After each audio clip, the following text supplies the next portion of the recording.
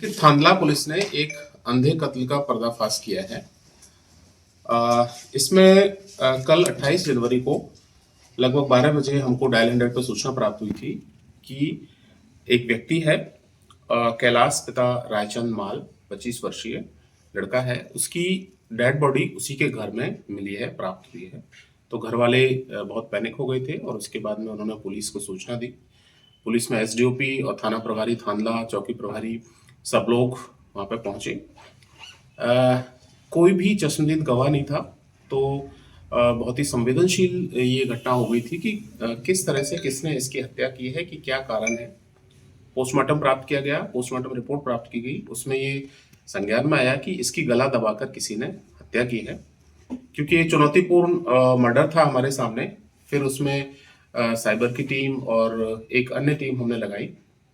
धीरे धीरे समझ में आया कि इस घटना में जो शामिल है वो कोई और नहीं, उसी की पत्नी थी। और उसने रात को जब वो सो गया था उसके बाद में गला दबाकर उस व्यक्ति की हत्या कर दी थी।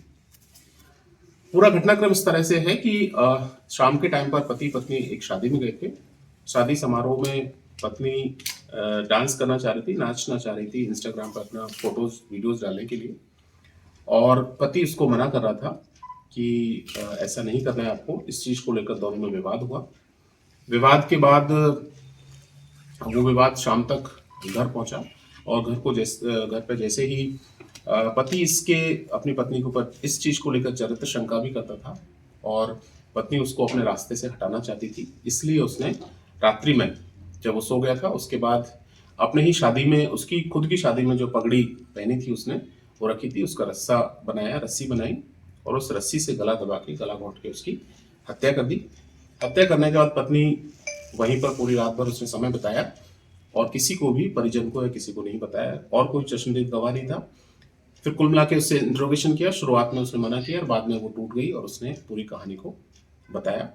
उससे ये भी पूछा गया कि क्यों आपने इस तरह की घटना को चुना। तो उसने पहले वीडियो देखा यूट्यूब पर कि किस तरह से रस्सी से गला दबाकर उसकी हत्या की जाती है, और उस से सीख के उसने और फिर रात में अपने पति को इस घटना को अंजाम दिया।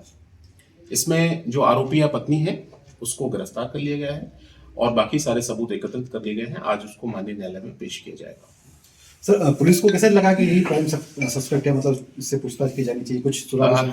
जैसा मैंने बताया है, क्योंकि इसमें और कोई व्यक्ति आता हुआ जाता हुआ दिखाई नहीं दिया था और किसी ने देखा भी नहीं था। और इसके ऊपर शंका को लेकर जो पहले भी ये लड़ाइयाँ और इनके बीच में विवाद चल रहा था, उसको लेकर एक बार ये शंका पैदा हुई कि कहीं इसके ऊपर तो संदेह नहीं है। उसके बाद में उसे इंटरोगेट किया गया। पहले की उसकी हिस्ट्री, साइबर फॉरेंसिक्स की हमारी जो चीज़ें होती हैं निकाली गई। उसके बाद समझ में आया कि यस, इसका जो विवाद चल रहा था, ये चाह रही थी कि इसको अपने रास्ते से हटाया जाए, ताकि अपने पूर्व में भी ये एक दो ऐसी घटनाएं कर चुकी थी। तो उस हिस्ट्री को देखते हुए फिर हमने इसका सख्ती से इंट्रोगेशन किया और उस इंट्रोगेशन में उसने स्वीकार किया कि मैंने अपने रात के अंधेरे में सुनसान होने का फायदा उठाकर, चूंकि कोई और नहीं था, तो मैंने इस घटना को पहले सीखा कि कैसे कारित करना है और उसके बाद उसको अंजाम दिया।